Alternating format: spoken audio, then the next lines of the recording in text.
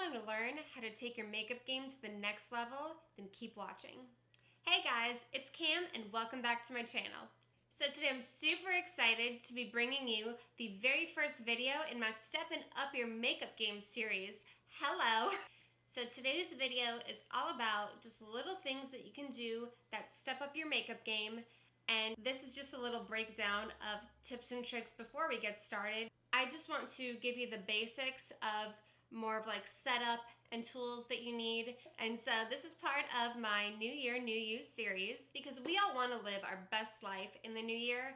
And so I'm going to show you a lot of ways that you can step up your makeup game and other things like skin and hair care in this new year. So make sure that you subscribe and hit that notification bell because you're not going to want to miss any of these videos. And I promise you we're in for an awesome ride. So if you're excited, hit that like button as well. And let's get started. The very first thing that I recommend is, and this helped me so much, this literally was one of the big things that just transformed how I did my makeup. And that is, I got a vanity, but just get a dedicated space to where you can keep and organize your makeup and just where you can lay everything out, have easy access to everything, because that really helps you step up your makeup game. I want to tell you the story about what actually prompted me to get my vanity because it's like really pathetic and you'll probably get a good laugh at my expense.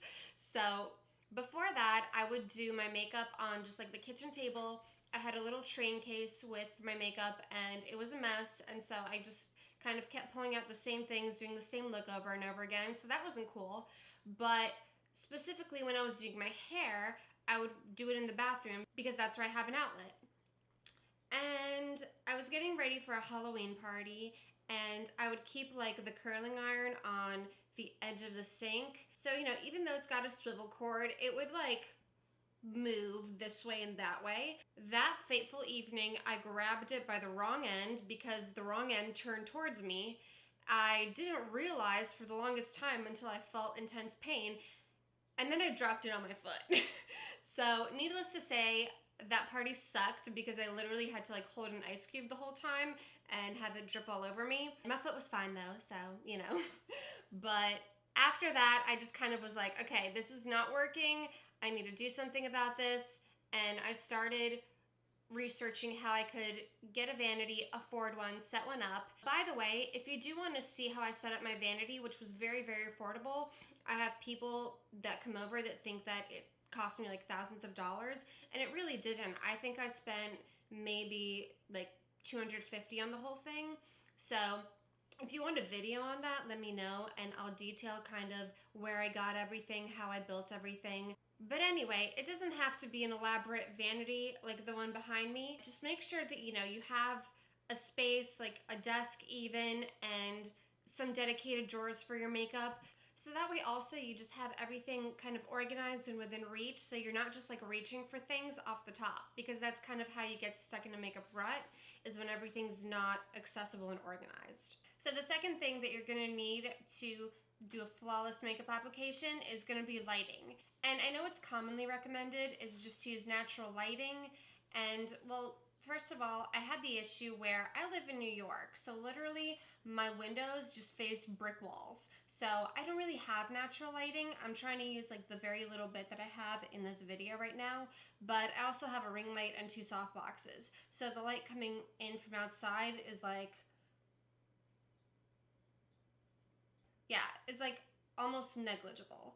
I also had the issue where if I did use natural lighting, if it's like at an angle and not going straight at you, then you may have like one side of your face lit more than the other, or shadows that you have to work around. And there have been times where like one half of my face was more pigmented than the other because the lighting was uneven. It literally looked even in the natural lighting to me, and then I step away and look in the bathroom and I'm like, half of my face is darker than the other. What's going on? I think that natural lighting's okay if it's used in conjunction with other artificial lighting. So I just want to mention this also because for the longest time I used a little mirror like this, and this is actually battery powered, and as you can see it has a light. But this light is like, it's just barely illuminating anything.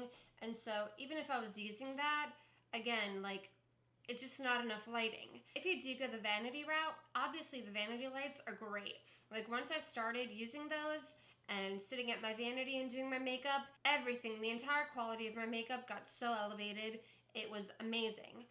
But if you're not gonna do that, then I recommend getting maybe like a desktop ring light, because also the first time that I started applying like makeup on camera in front of my ring light, I felt like it came out even better than when I sit in front of my vanity with the vanity lighting. So I think ring lights are awesome because they just super evenly light your face, and it's going to be a little more of that cooler daylight rather than a lot of vanity lights are warmer, so they might like distort the color a little bit. So if you can get a desktop ring light, sometimes they also have these like vanity like strip bars that you can just like glue on the wall. Those might be good as well if you can't get a vanity, but I recommend trying to get some sort of really good high-powered artificial light. And that should really help step up your makeup game. It should just illuminate everything, let you see everything evenly, and it's gonna make a big difference. And so you're probably gonna need some brushes to apply your makeup with.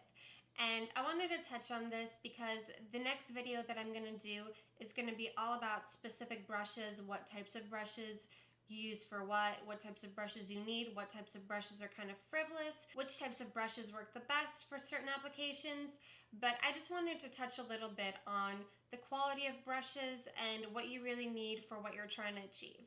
So if you really are serious about makeup and you want to do like some crazy looks like halo eyes, cut creases, and go crazy with color, then I recommend getting higher end brushes. I would consider Sigma brushes. That's primarily what I use, and that's because they're really high quality, but they also have really awesome sales that go on every once in a while, so you can get a really good quality brush for not much more than a drugstore brush sometimes. And if you've got the money, if you want to splurge, then get yourself some MAC brushes. They really are one of the best in the industry, and you just can't go wrong with anything MAC. Now, if you just want to get brushes for like everyday makeup, like you just want to do some eyeliner, mascara, and then need something for like your foundation or your blush, or maybe a little bit of eyeshadow just on your lid, then for cheaper brushes, I recommend going the Real Techniques route, because they have a lot of really nice coordinated sets for you to pick, so that way you don't have to like hand pick what brushes you're gonna need. And they're also like color coordinated, so they have different colors for face brushes, different colors for eye brushes, and they just have like a lot of the basics that you need. They're really high quality. I don't really recommend like other brands from the drugstore. Like I've tried Eco Tools and I didn't like them. I felt like it made me suck at makeup when I was using them, so I don't really recommend those. On the cheaper end, I haven't really tried Morphe brushes that much. I know a lot of people use them, and I've seen them get, really nice applications with them. So if you just need like, some individual brushes, then also go with Morphe on the cheaper end. Again, I just think brushes are really important because they really can make or break your application. If you use really bad quality brushes, it's gonna make even like a high-end palette just come out looking really bad. It's not gonna blend it out. And vice versa, if you're using really high quality like MAC or Sigma brushes, like you can just use drugstore palettes and they'll come out looking much better than if you use really sucky brushes. Next, when it's time to actually finally go out and buy makeup, I recommend doing some thorough research, because I used to be the type of person that would just walk into a store and just impulse buy something because I thought the packaging was pretty or it looks really pretty in the pan. And then I would come home and be like, I actually don't like this, and it doesn't look anything like it does in the pan, and yeah, great. So the first thing that I started doing is looking online for swatches if I'm gonna buy something. First of all, just to make sure like what it looks like, try to find somebody with a similar skin tone to yours, and also just to see how it applies, and whether it's pigmented or whether it looks like a completely different color than it does in the pan, because that does happen very, very frequently. Secondly, something that just like has been helping me, I guess, build up my makeup collection, and that you may want to look into, especially if you're intimidated by some of the prices out there, is that there's a lot of dupes out there. So if I have my eye on something like a specific lipstick or a palette, and I'm not taking the plunge because of the price, I will do some online research and see if I can find a really good dupe for it. If I can, then I just go out and buy the dupe if I've been hesitant to buy something because I don't think it's worth the price. And just make it more affordable, because makeup doesn't have to be like stupid expensive. And then just going back to the concept of swatches, check online, especially if there's like an eyeshadow palette that you want to buy. And I would see tutorials on it from various people just to see if like there's certain looks that you want to do from it, or if you don't like any of the looks from it, then that can also really help you narrow down whether to buy it or pass on it. The next thing is just to practice every day. And this is kind of the big thing that really helped me out, because I would just do my makeup for the day, and it wasn't until I really like started taking the time to practice every day, and especially like if you're worried about, you know, the fact that it might not look good, like just do a full face right before you shower sometimes, and then, you know, if it turned out bad, then you can just wash it off immediately, and if it didn't, then you can practice again the next day and recreate it for the day. But that's kind of been a big thing that I've been trying to do, is really practice every day, try to do a different look every day. Even if you're going to try to practice, like let's say you have an occasion to go to and you want to do some super glam makeup, just practice like the week before for like every day and just go out wearing it. Because honestly, like the worst thing that's going to happen if you go full glam to like the grocery store or something is somebody's just gonna end up complimenting you. Like, I'm telling you, like nobody's gonna give you weird looks or anything like that. And it just, you know, might draw more people's eyes, but it's usually in a very positive way. And so the very last thing is get out of your comfort zone. This has been the biggest thing for me, because I had the same kind of look that I would do every single day, which was very neutral and pale pink glossy lips, and that was it. And it wasn't until I really started like playing with color, playing with drama, that I was like, wow, okay, I can do so much. And don't be afraid to, because for example, you know, if you just stick with neutrals all the time, but let's say you have green eyes, then wearing purple eyeshadow will make those green eyes pop. So that's definitely something that you want to try. And for the longest time, I would do like nude glossy lips, and like I thought that that made your lips look bigger. But then when I started doing like darker matte lips, that also makes your lips look really, really big. And so I was always scared of doing that, and then I just fell in love with wearing red lips or burgundies or something like that.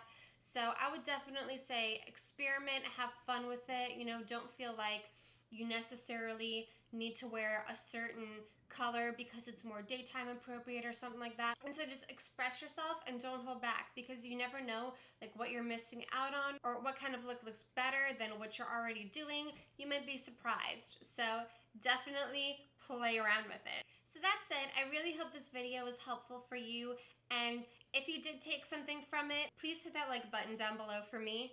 And of course, make sure to subscribe, because this is just very general. We're about to go very in depth, and you don't want to miss it. So make sure to hit that subscribe button and that notification bell. And if you're still sticking around and want to watch some more, here's 2 more videos by me you can check out. And clicking on my face right here subscribes you to my channel so that you don't miss out on all my future videos. And I will see you all in my next video, my loves. Mwah. Bye-bye.